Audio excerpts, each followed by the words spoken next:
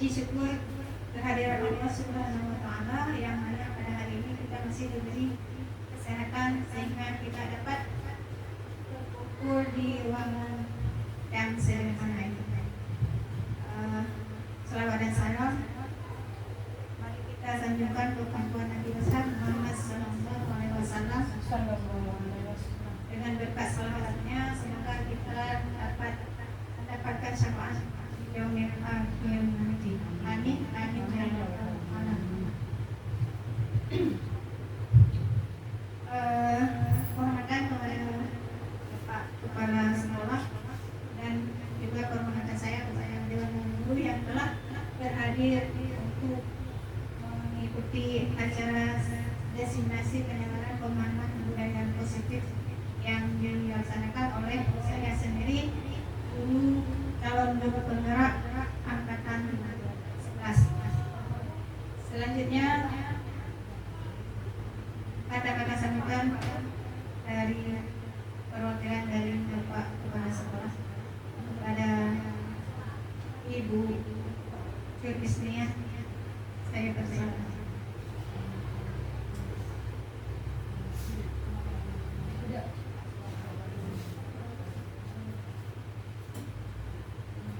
Assalamualaikum warahmatullahi wabarakatuh. Waalaikumsalam. Alhamdulillahirabbil alamin. Wassalatu wassalamu ala asyrafil anbiya'i wal mursalin wa ala alihi washabihi ajmain.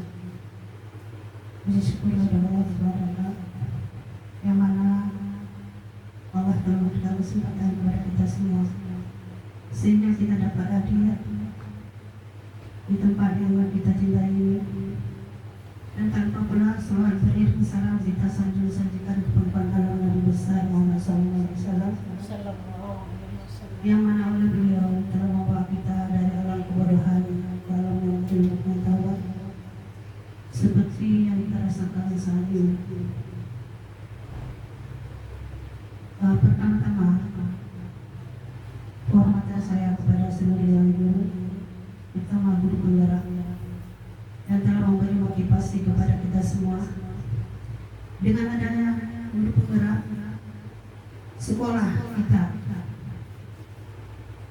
pendidikan kita, banyak terjadi perubahan yang positif di bidang pendidikan. Dan kepada guru-guru yang lain, ikut juga kerjasama untuk membangun sekolah kita bersama guru penggerak supaya sekolah kita berhasil di dalam pendidikan. Guru penggerak ini sebenarnya menjadi pemimpin bagi guru-guru yang lain di bidang pendidikan untuk memajukan pendidikan sekolah kita.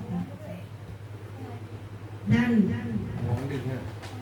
kepada guru yang lain tidak bosan untuk mendaftarkan diri menjadi guru penggerak.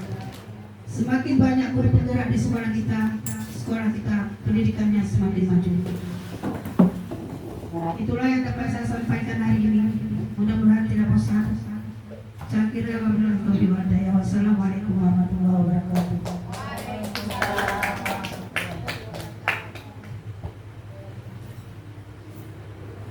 Oke, terima kasih kepada perwakilan dari Bapak Kepala Sekolah.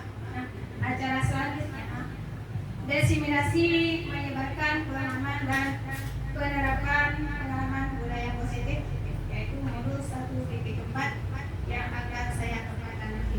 Baik Ibu, Bapak Ibu, saya akan memaparkan sedikit materi tentang budaya positif. Tapi sebelumnya saya ingin bertanya tentang budaya positif. Apa sih yang terbenak di hati Bapak Ibu tentang budaya positif?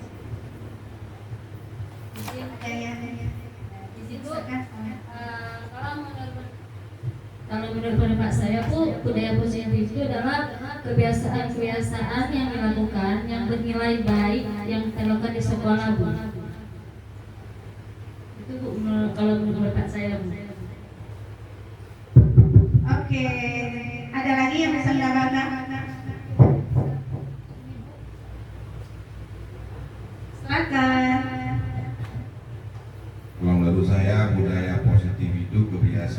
dilakukan yang bermanfaat untuk diri sendiri dan bermanfaat juga untuk orang banyak. Oke, bagus sekali ya jawabannya dari Pak Waji. Tepuk tangan buat Bapak Waji. Ada lagi yang bisa menambahkan? Ya, kalau menurut saya budaya positif itu kita lakukan di sekolah adalah salah satunya untuk menumbuhkan karakter si anak. Itu yang bisa saya tambahkan. Iya, bagus sekali. Tepuk tangan buat Kadri ya. Oke, selanjutnya bahwa budaya positif yang kita terapkan di sekolah ini adalah budaya yang universal, yang sehari-harinya bersifat universal yang kita terapkan di SD Kota Bangun nanti. Oke, lanjut.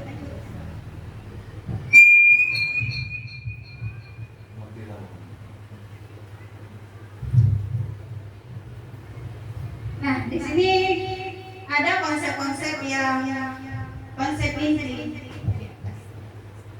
konsep inti yang akan saya bahas nanti, yaitu yang pertama perubahan paradigma belajar, yang kedua disiplin positif, kemudian yang ketiga kebutuhan dasar manusia, keempat motivasi perilaku manusia, kelima posisi kontrol tubuh, yang keenam keyakinan kelas, dan yang ketujuh segitiga restitusi.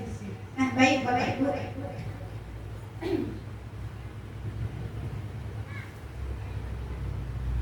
Ya, yang pertama kita akan membahas tentang perubahan paradigma baru. Nah, kembali lagi saya ingin bertanya tentang pembelajaran paradigma baru atau perubahan pembelajaran yang baru. Sini perlu saya jelaskan bahwa sini kita belajar ada satu istilah. Yang pertama kita pembelajaran yang berpusat pada guru, dan satu lagi pembelajaran yang berpusat pada peserta didik. Nah, selama ini apa sih yang diterapkan selama pembelajaran dalam kelas? Apakah Ibu menerapkan pembelajaran yang berpusat pada guru ataupun pembelajaran yang berpusat pada peserta didik? Menurut Ibu bagaimana dilakukan dalam kelas? Ada yang bisa memberikan saran atau tanggapan? Kalau dulu saya menerapkan pembelajaran paradigma lama, yaitu pembelajaran yang terjadi yang berpusat pada guru. Kalau sekarang ini karena sudah kurikulum merdeka, sebenarnya kita melakukan pembelajaran yaitu dengan paradigma baru, yaitu yang berpusat pada peserta didik. Jadi guru di sini hanya menjadi sebagai fasilitator. Begitu Bu, yang saya terapkan berarti saya menggunakan pembelajaran dengan paradigma baru, yaitu kurikulum merdeka. Oke, bagus sekali tanggapan dari Ibu Neni kita. Ada pertanyaan buat Ibu Neni kita. Ada yang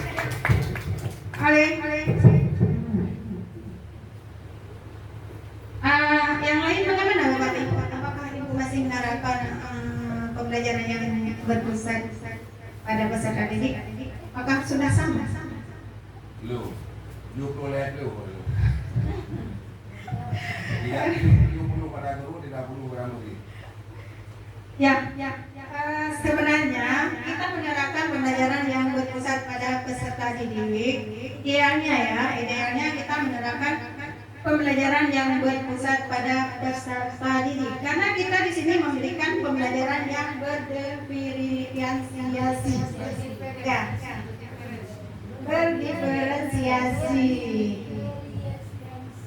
Karena pembelajaran yang berdiferensiasi, Bapak Ibu menggunakan prinsip pembelajaran yang berpusat pada peserta didik.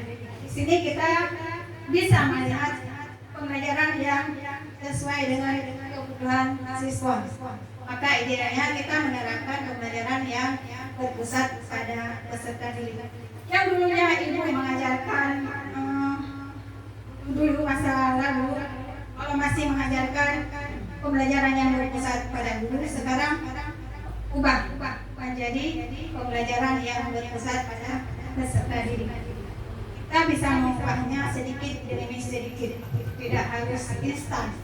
Sedikit demi sedikit kita ubah pembelajarannya dengan baik ya.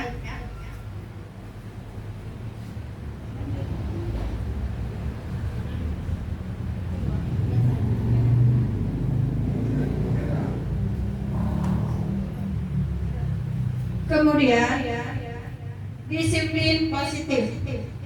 Disiplin positif adalah pembiasaan hal yang baik yang mencakup sikap atau perilaku maupun tutur kata oleh seluruh warga di sekolah, terutama bagi murid agar dapat berkembang menjadi pribadi yang kritis, mandiri, bertanggung jawab sebagai pendidik. Tujuannya adalah menciptakan peserta didik yang memiliki disiplin diri sehingga mereka berperilaku mengacu pada nilai-nilai kebajikan universal dan memiliki motivasi dalam diri menuju perubahan perilaku ke arah yang lebih baik. Apa sih disiplin positif yang kita terapkan di sekolah ini agar lebih maju lagi di sekolah kita ini? Ada yang dari tanggapan sedikit? Silakan. Data pemilu di Pak.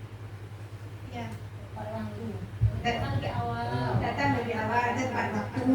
Ada lagi?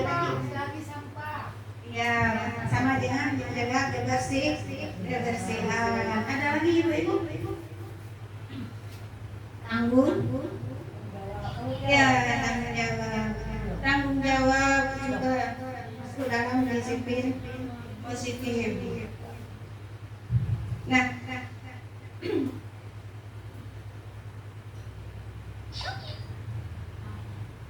Ada lagi yang bisa menambahkan? Ada Bu, Lanjut. sebuah pendekatan untuk menerapkan disiplin dari dalam diri anak tanpa hukuman dan hadiah. Iya, bagus sekali ya. Menerapkan disiplin positif dalam lingkungan sekolah kita, terutama SD 7 kita. Sesuai dengan filosofi Ki Hajar Dewantara, kita di sini menuntun, bukan lagi menuntut siswanya, tapi membimbing mereka ke arah yang lebih maju sesuai dengan profil pelajar Pancasila. Apa sih dimensinya? Pasti Ibu sudah tahu ya. 6 dimensi profil pelajar Pancasila. Yang pertama apa sih Bu? Dimensinya Global, ada mandiri, ada kreatif. iya, yang pertama beriman, bertakwa kepada Tuhan Yang Maha Esa dan berakhlak mulia. Kita mengharapkan siswa-siswa yang berakhlak mulia. Yang kedua, berbineka global. Nah, kemudian ada lagi gotong royong. Lagi ya, mandiri. Diharapkan siswa bisa mandiri. Ya, bernalar kritis. Kita mengharapkan siswa ini bisa memecahkan masalah sendiri. Kemudian ada lagi? Nah, ya, sudah selesai. Terus yang selanjutnya, kebutuhan dasar ya. Nah, di sini kita mendidik siswa. Cara mengajar kita seperti yang saya katakan tadi, pembelajaran yang berpusat pada peserta didik. Kita belajarnya sesuai kebutuhan siswa. Kita bisa tahu apa kebutuhan yang mereka dapatkan di sana. Kalau kita mengajar satu arah, kita nggak tahu bahwa peserta didik ini membutuhkan kebutuhannya apa. Maka kita harus mengajarnya pembelajaran yang berpusat pada peserta didik. Kita bisa tahu kebutuhannya apa dalam kelas ya itu. Ya, kebutuhan dasar manusia bukan sesuatu yang kita lakukan untuk mendapatkan apa yang kita inginkan. Seluruh tindakan yang kita lakukan memiliki tujuan. Semua usaha terbaik yang kita lakukan agar kebutuhan dasar kita terpenuhi dengan baik. Sama juga seperti kita, siswa juga begitu. Kalau salah satu kebutuhannya tidak sesuai, pasti tidak akan terpenuhi yang melanggar aturan ya, pasti ada aturan yang dilanggar kalau kebutuhannya tidak terpenuhi. Nah, di sini ada beberapa kebutuhan dasar manusia.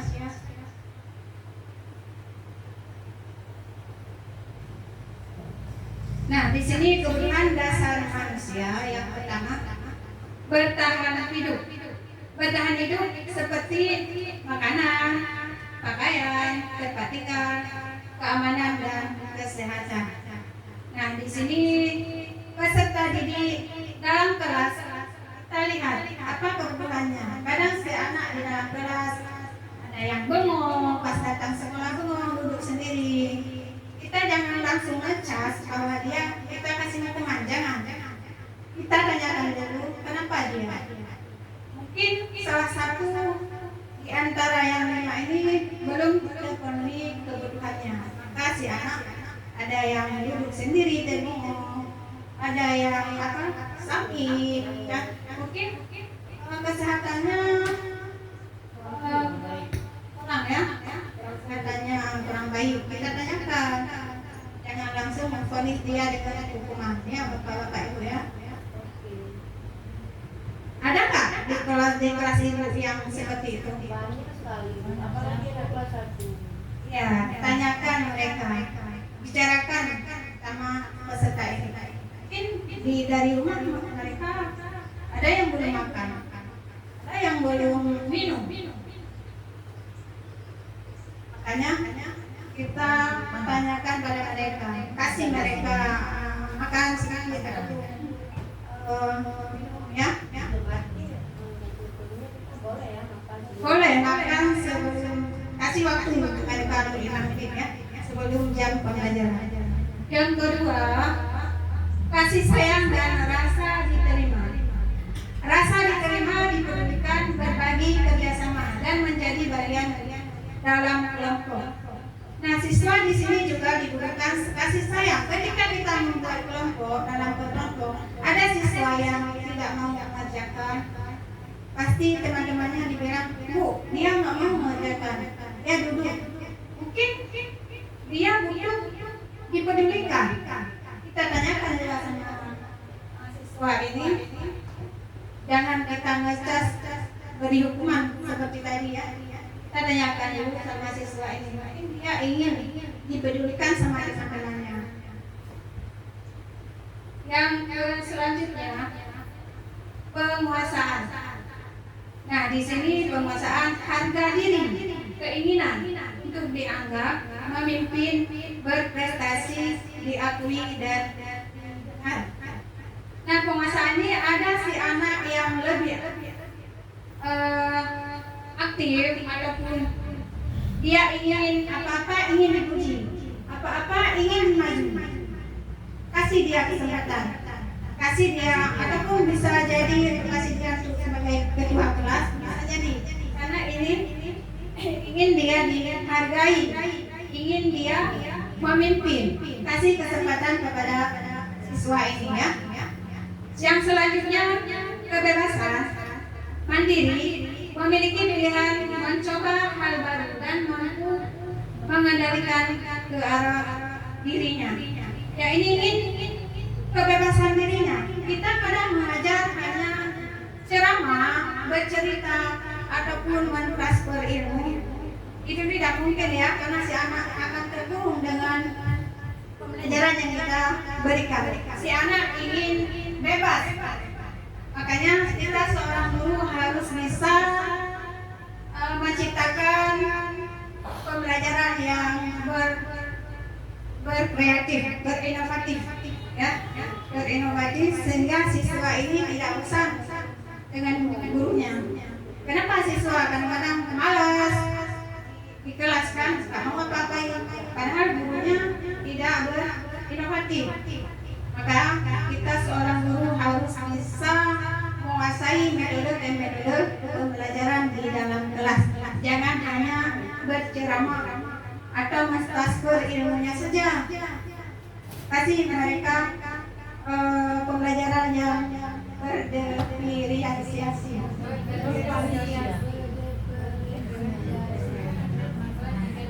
yaitu pembelajaran yang bersifat pada peserta didik. Nah, Bapak Ibu ya, yang dulunya mungkin metode pembelajarannya dengan ceramah, sekarang bisa diganti ya. Banyak metode pembelajarannya, ada discovery, apa lagi Bu? Pembelajarannya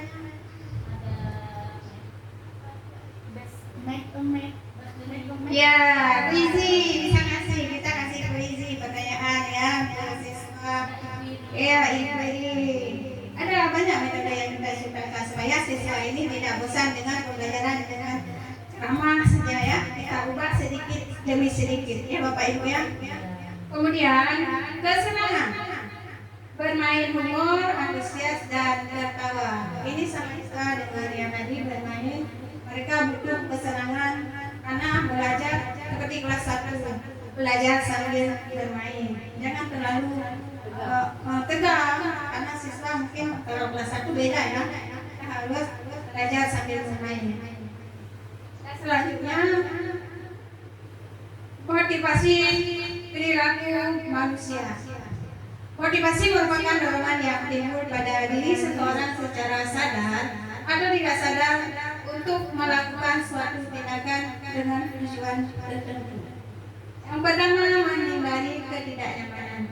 Murid melakukan disiplin diri karena ia takut dihukum. Ini merupakan motivasi intrinsik. Motivasi intrinsik ini ya, motivasi yang timbul dari orang lain, bukan dari dalam dirinya sendiri. Seperti siswa yang terlambat sekolah. Ia takutnya karena apa? Mungkin karena dia takut sama hukuman ya. Kan dari intrinsik. Kalau intrinsik motivasi dalam dirinya, sedangkan yang ekstrinsik dari luar, dari gurunya karena takut hukuman. Makanya motivasi dirinya bukan dari dirinya, dari orang lain timbul karena takut. Makanya kita harus siswa ini motivasi pada dirinya sendiri. Harus kita munculkan, membimbing supaya berdampak pada dirinya sendiri untuk memunculkan motivasi dirinya. Terus mendapat imbalan atau penghargaan dari orang lain. Murid melakukan disiplin diri karena ingin mendapat imbalan. Ini merupakan motivasi ekstrinsik juga ya. Berarti motivasinya berasal dari orang lain, ingin mendapat harga, bukan dari dirinya sendiri. Muncul motivasi dari orang lain, kan timbul dari dirinya sendiri. Kemudian menghargai nilai-nilai kebaikan diri sendiri. Murid melakukan disiplin diri karena sadar akan nilai kebaikan dirinya.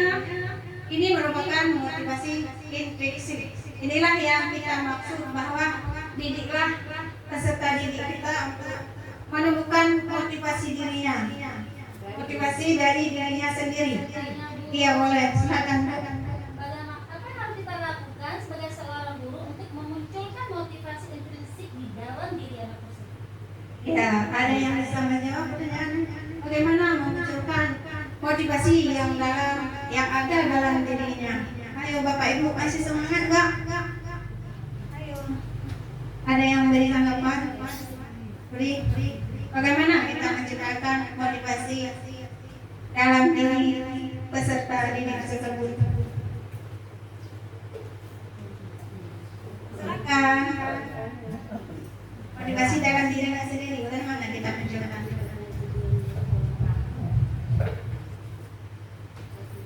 Untuk memunculkan motivasi dari dalam diri si anak, karena semua manusia kita punya kelebihan pribadi masing-masing yang dinamakan dengan apa ya, skill.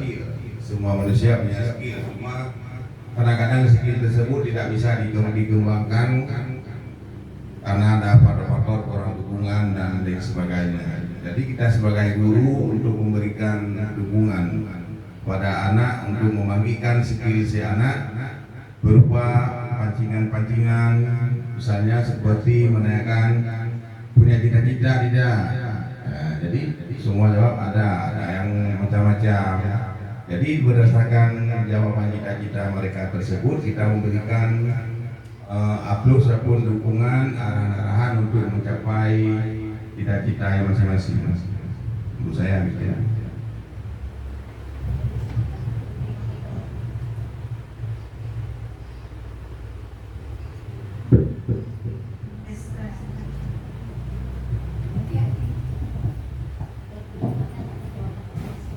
Iya, bagus sekali jawabannya, yaitu memberikan keyakinan, ya keyakinan jelas. Kalau kita bisa menyebutkan dalam kelas keyakinan kelas, kita munculkan dalam diri siswa sehingga motivasi diri muncul ya.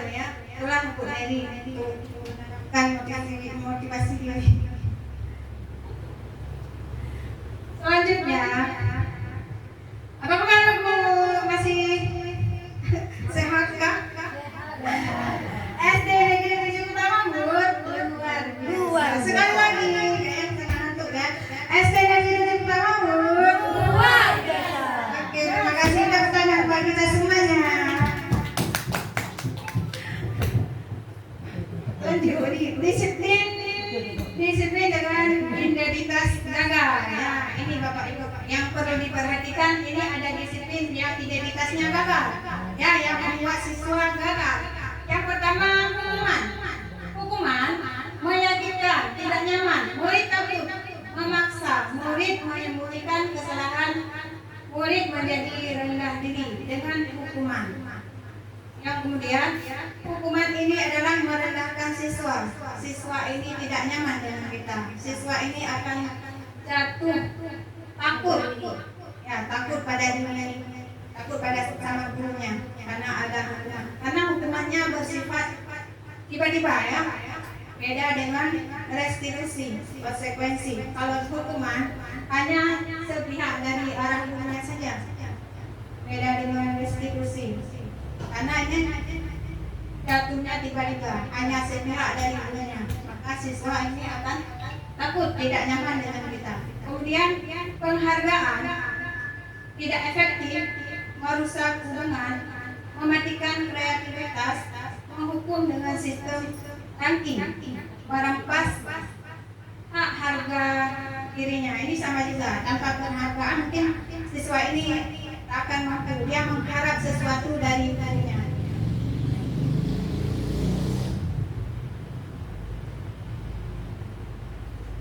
Ini ada lagi konsep disiplin dengan identitas sukses. Yang pertama konsekuensi penguatan jangka pendek, kemudian perlu monitoring berkelanjutan, stimulus respon. Murid menghormati peraturan, kehilangan waktu untuk memenuhi kesalahan. Di sini ada konsekuensinya, karena konsekuensinya sudah kita beri, kita tulis seperti aturan, sudah tertulis ya konsekuensinya. Kemudian restitusi, murid bertanggung jawab untuk perilakunya, kemudian fokus pada pemecahan masalah jangka panjang, murid menghormati dirinya dan orang lain.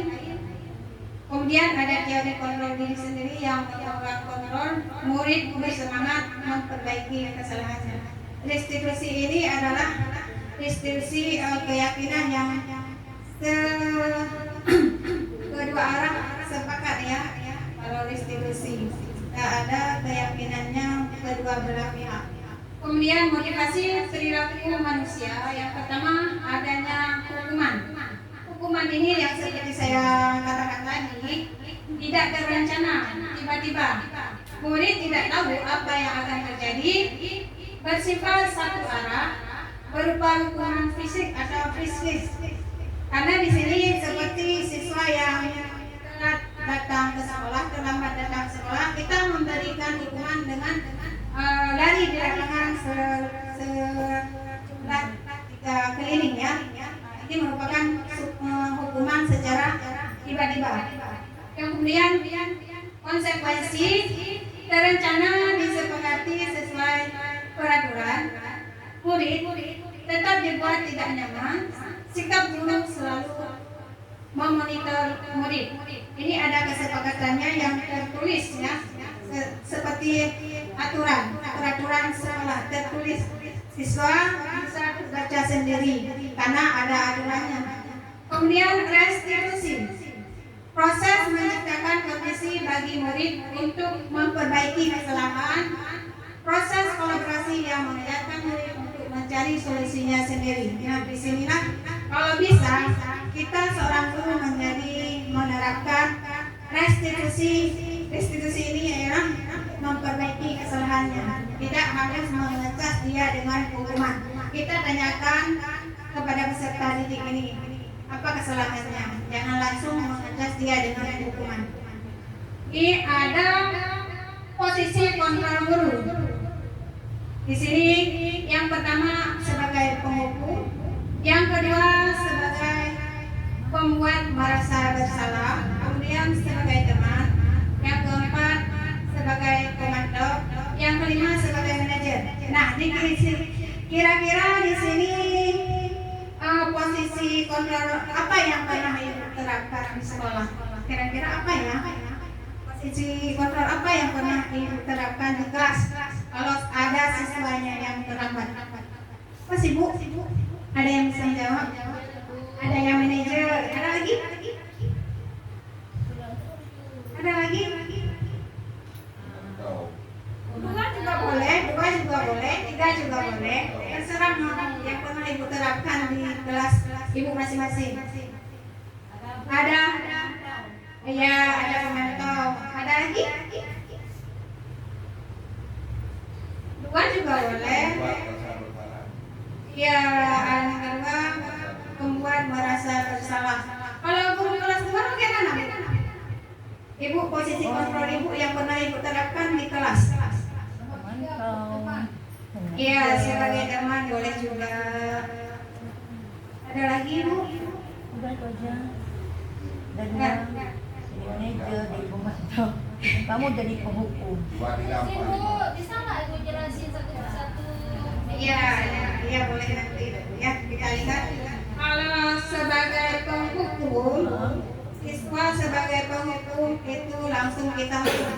Ketika siswa itu datang terlambat, kita langsung mengecas dia tanpa menanyakan kabar dia kenapa dia bisa terlambat. Kita langsung menghukum dia. Lari lapangan 3 kali.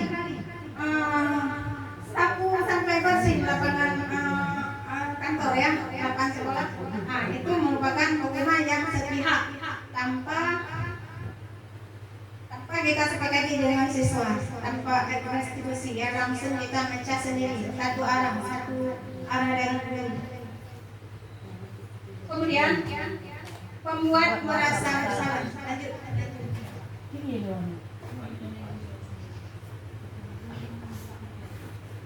Nah, di sini ada kasus siswa yang terlambat datang ke sekolah. Ini sebagai penghukum, nada suara tinggi, bahasa tubuh, mata melotot, dan jari menunjuk-nunjuk menghardik. Nah, apanya kita bicarakan? Terlambat lagi, pasti terlambat lagi, selalu datang terlambat. Kapan bisa datang tepat waktu? Ini kata-kata yang diucapkan oleh si penghukum. Kita sebagai penghukum, inilah yang tidak bagus ya. Coba kalau hal ini kita tanyakan kepada diri kita sendiri. Bagaimana perasaan murid? Kalau kita bicara seperti itu, ya pasti dia malu, sedih. Ini hasilnya kemungkinan murid merasa marah dan dendam atau bersifat agresif. Bisa jadi sesudah kembali duduk, murid tersebut akan mencoret-coret bukunya atau meja tulisnya karena dia merasa malu sama teman-temannya, karena kita menghukum secara tiba-tiba di depan temannya. Ini hasilnya pasti dia menendam. Ini lebih buruk ya, tidak bagus ya.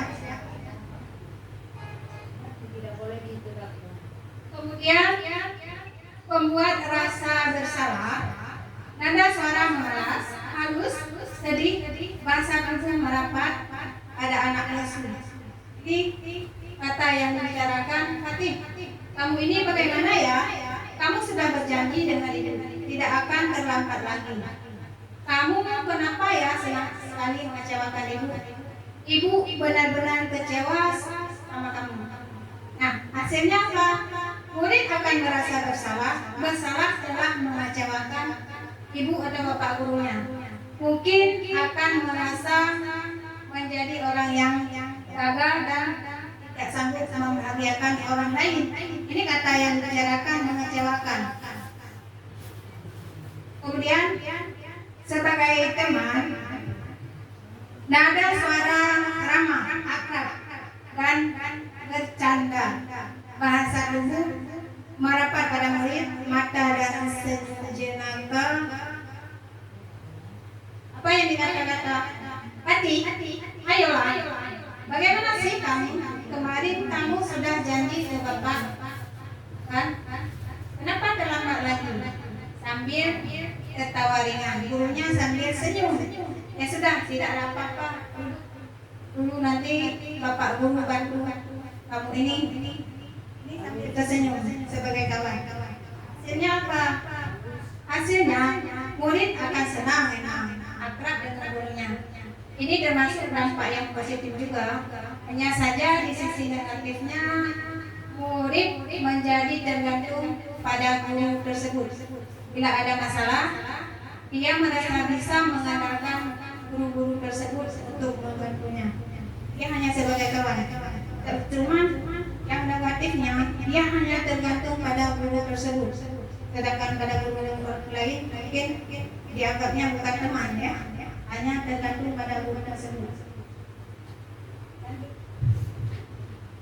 Kemudian sebagai pemantau, nada suara datar, bahasa tubuh yang formal, kata-kata yang diucapkan. Hati, tahukah kamu jam berapa kita masuk sekolah?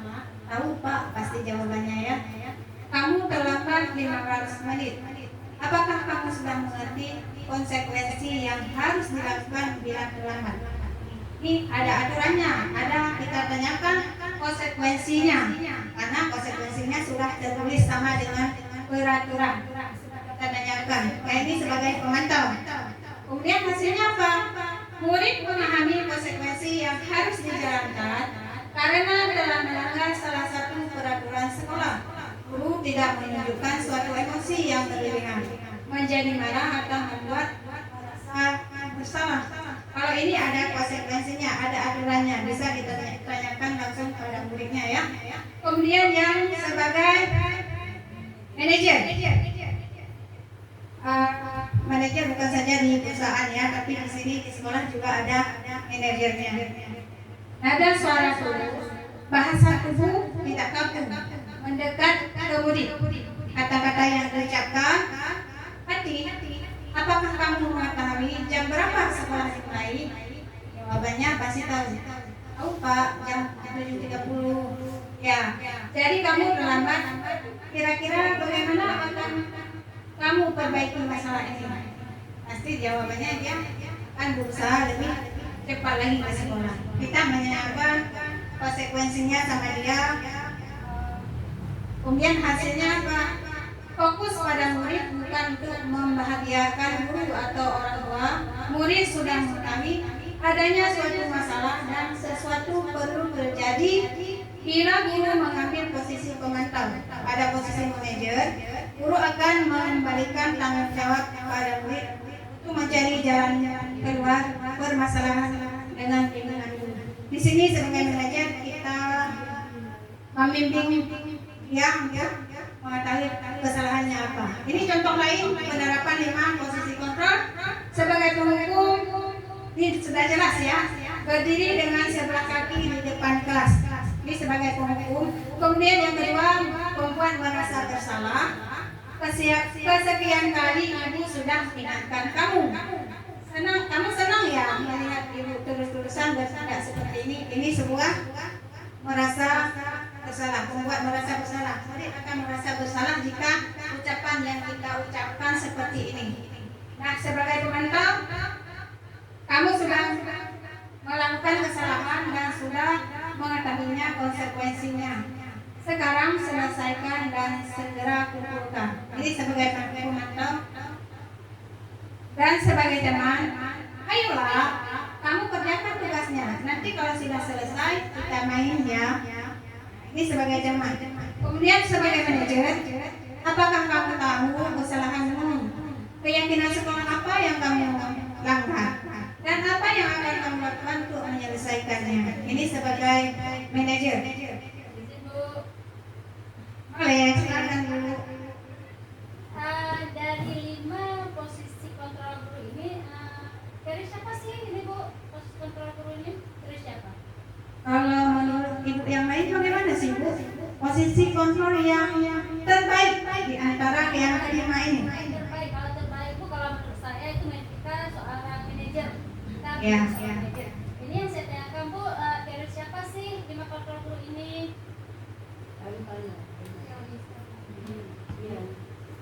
Ada yang bisa jawab teori dari mana sih? Bu, Willy Miser. Ada yang tahu dari mana sih teorinya? Ya, dari mana Bu? William? William, iya, bagus sekali. Kita bukan yang guru-guru. Pintar ya semua guru kita ya. Nah, ini ada teka-teki sebagai jawaban Ibu yang cari jawabannya ya. Ini ya. Ini kata-kata yang diucapkan. Yang diucapkan, saya kecewa sekali dengan kamu. Ibu perhatikan ya. Nah, ini kata yang diucapkan, saya kecewa sekali dengan kamu. Nah, posisi kontrol apakah aku? Bu, coba jawab ini, coba perhatikan ya, Ibu. Ini ada kata-kata yang diucapkan oleh kita ya. Saya kecewa sekali dengan kamu. Posisi kontrol apakah aku? Posisi pembuat bersalah. Yang lain? Yang lain? Ada ya Bu? Siapa aku? Pembuat bersalah. Ibu yang lain bagaimana sih Bu? Siapa aku? Kata-katanya dia. Kata-katanya dia. Saya kecewa sekali dengan kamu. Saya kecewa sekali sama kamu. Ini gurunya. Saya kecewa sama kamu. Bukan, ini kata yang diucapkan oleh gurunya, oleh seorang guru kepada siswanya.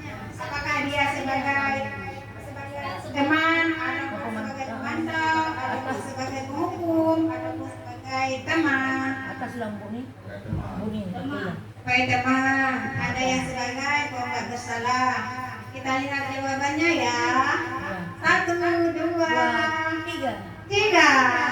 Oh, Ya, benar sekali. Ini kan gimana?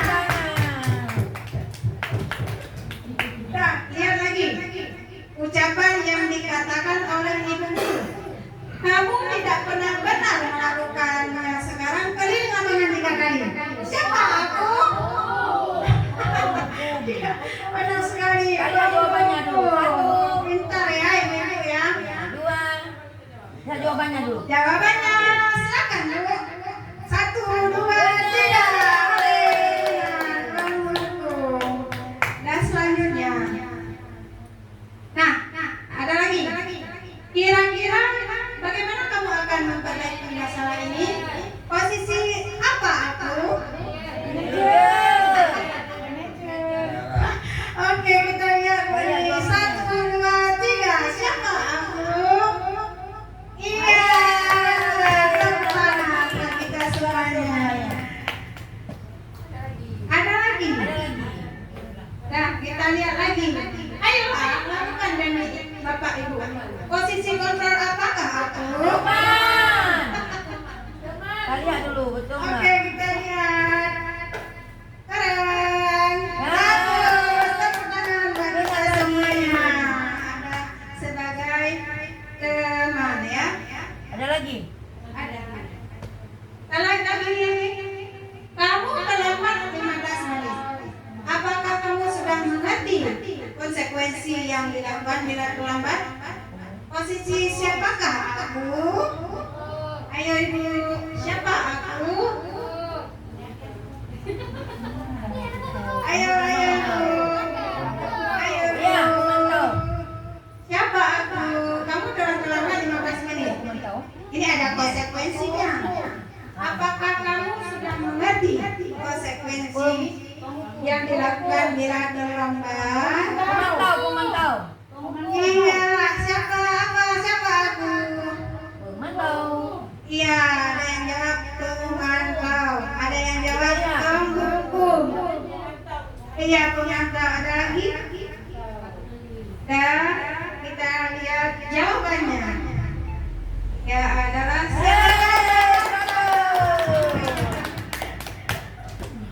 ya udah pintar ya ibu-ibu ya. Nggak tahu mana pemantau, mana penghukum. Semoga kita bisa menerapkan di kelas masing-masing. Yang idealnya adalah sebagai manajer ya, Bapak Ibu ya. Bapak Ibu kalau bisa menerapkan sebagai manajer. Kemudian selanjutnya keyakinan kelas. Mengapa keyakinan kelas tidak dengan peraturan kelas? Ada yang bisa jawab? Coba lihat. Mengapa keyakinan kelas bukan dengan peraturan kelas? Pak Ibu, Bapak,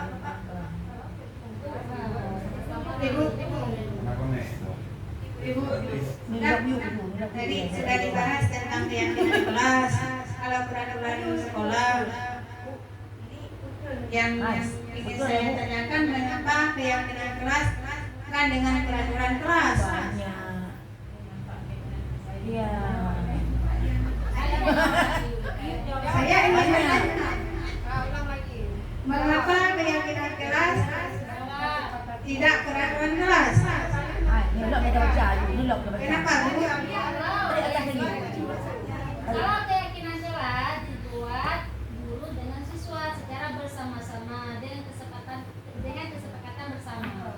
Kalau peraturan kelas itu lebih dominannya ke guru yang buat peraturan tersebut. Oke, bagus sekali jawabannya ya, senior kita. Iya, ini keyakinan kelas. Keyakinan kelas merupakan kesepakatan kelas yang kita buat bersama guru murid dengan harapan dapat meningkatkan kedisiplinan murid. Artinya di sini keyakinan kita terapkan bersama siswa. Keyakinan bersama sepakat dengan siswa, bukan dari kita sendiri. Ya, di dalam kelas kita berunding sama siswa. Apa keyakinan yang kita buat di dalam kelas masing-masing? Ini mungkin bisa diterapkan nanti di kelas masing-masing. Ya, khusus untuk wali kelasnya. Keyakinan kelas dapat pernyataan universal dibuat dalam bentuk kata positif dan bersifat abstrak. Keyakinan kelas hendaknya tidak terlalu banyak sehingga mudah diingat dan dipahami. Semua warga kelas ikut berkontribusi dalam pembuatan keyakinan kelas lewat kegiatan yang mengutarakan pendapatnya. Kita kasih kesempatan kepada peserta didiknya untuk membuat keyakinan kelasnya seperti apa. Jangan pakai kata yang negatif. Misalnya, jangan buang sampah. Tapi apa juga yang kita harus kata-kata yang positif? Jagalah kebersihan. Jangan pakai kata negatif. Ya, khusus untuk wali kelasnya. Buang kata negatifnya. Jangan pakai jangan ya. Ini contohnya disiplin waktu. Artinya tepat waktu. Kemudian saling menjaga kebersihan. Tadi kan negatifnya jangan buang sampah. Jangan pakai kata yang negatif, tapi kita harus ke kata yang positif supaya siswa ini bisa menerapkan keyakinannya di dalam kelas, tidak mengandung kata-kata yang negatifnya. Selanjutnya tentang segitiga restitusi. Di sini ada validasi tindakan yang salah, dan ada menstabilkan identitas dan menanyakan keyakinan. Yang pertama, segitiga restitusi adalah suatu proses dialog yang dijalankan guru atau orang tua agar menghasilkan murid yang mandiri dan bertanggung jawab. Segitiga restitusi membantu murid memiliki tujuan disiplin positif dan memperbaiki dirinya setelah berbuat salah. Restitusi bukan untuk menembus kesalahan, namun untuk belajar dari kesalahan. Nah, siswa ini kita harapkan bertanya dulu, menstabilkan identitasnya dulu. Ini ada nomor satunya, menstabilkan identitas. Yang pertama, kita harus berbuat salah itu manusiawi. Tidak ada manusia yang sempurna. Bapak Ibu juga pernah melakukan kesalahan seperti itu. Bapak Ibu tidak tertarik mencari siapa yang salah, tapi Bapak Ibu ingin mencari solusi dari permasalahan. Inilah kata-kata yang kita ucapkan ketika siswa berbuat kesalahan. Kita tanyakan dulu, kita pastikan bahwa kita juga pernah berbuat kesalahan. Ya. Yang selanjutnya, validasi tindakan yang salah. Kata-kata yang diucapkan, kamu pasti punya alasan mengapa melakukan hal itu.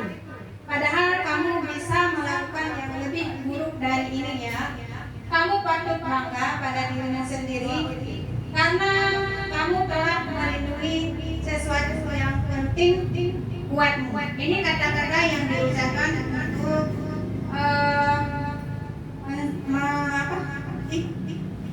menstabilkan dan validasi tindakan yang salah. Kita tanyakan pada siswa validasi yang salah seperti apa. Kita tanyakan pada siswa yang ketiga. Yang selanjutnya menanyakan keyakinan. Apa keyakinan kelas kita? Kita tanyakan sama murid nilai apa yang kita telah sepakati, seperti apa gambaran kelas yang ideal menurut kamu. Kemudian kamu mau jadi orang yang seperti apa? Yang inilah menstabilkan identitas. Kita tanyakan kepada siswa. Jika ada kesalahan, tanyakan sama dia untuk berbicara, untuk menuju perubahan yang lebih baik. Semoga dengan adanya restitusi kita dapat menerapkan tindakan yang baik ya untuk peserta didik kita demi kemajuan SD Negeri 7 Utama. Nah, selanjutnya mungkin ada video yang saya ceritakan tentang sedikit saja restitusi siswa tentang tindakan berbuat salah.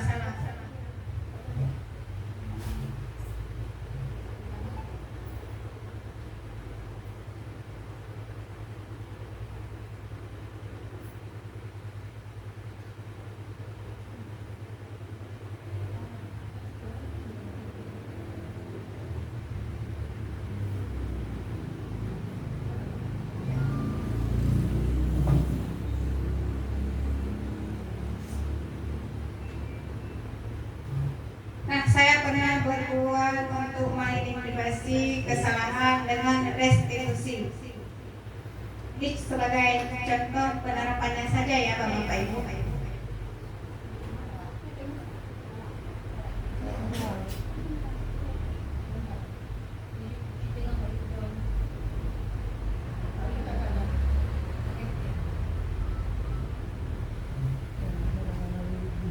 Nah, ini sebagai contoh saja dalam penerapan dengan siswa dalam restitusi. Kita menanyakan, menstabilkan tas dulu, jangan langsung mencas dia bersalah. Yang kedua, validasi tindakan yang salah, bahwa kita juga pernah berbuat salah, kita sebagai manusia. Kemudian yang selanjutnya menanyakan keyakinan kelas. Kita tanyakan keyakinan kelas yang pernah kita sepakati di dalam kelas ya. Kita tanyakan yang terakhirnya keyakinan kelas yang pernah kita sepakat dengan peserta didik. Ketiga-tiganya harus kita tuangkan dalam pembicaraan kita dengan peserta didik.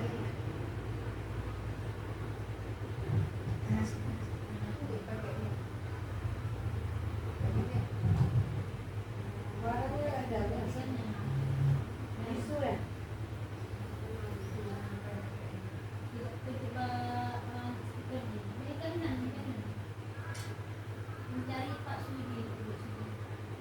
Pak Speakernya itu. Kalau itu lengkap menteri.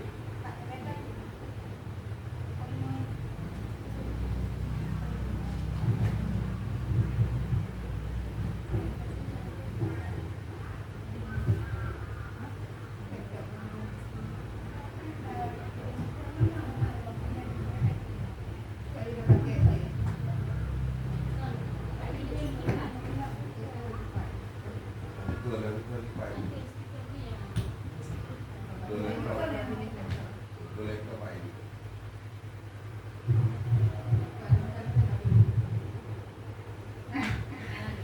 Kemudian suaranya agak ini ya tersendiri, jadi dengan berakhirnya contoh penerapan restitusi maka berakhirlah materi saya hari ini. Dan sebelumnya saya mengucap terima kasih kepada Dewan Guru yang telah meluangkan waktunya untuk saya sehingga aktivitas kegiatan saya hari ini berjalan lancar. Dan sekian, bila ada yang kurang dan kata-kata saya masih belajar ya, karena ini juga saya masih belajar dalam hal calon guru penggerak. Dan saya akhiri, wassalamualaikum warahmatullahi wabarakatuh. Waalaikumsalam.